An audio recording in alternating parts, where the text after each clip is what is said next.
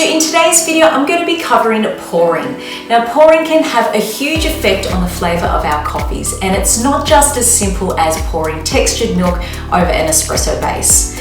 So if I had these two coffees to make and I was to pour textured milk into 1 cup first, followed by the second cup, I'm going to be left with mainly foam in that first one with not much foam in the second one.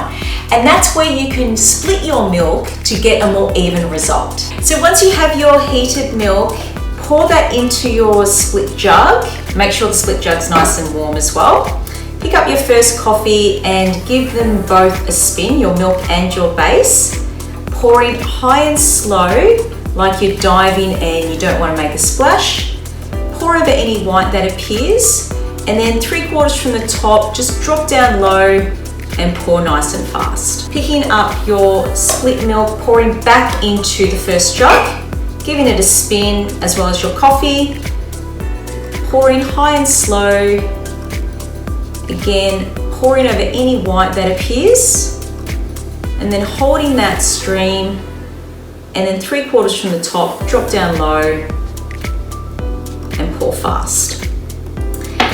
And pouring like this and splitting your milk is not only going to give you the same amount of foam in each cup, but it's going to give your coffees a uniformity, which means that they're both going to taste the same. So I hope you've enjoyed our Espresso at Home video series featuring the LM Mini and the Luxe grinder.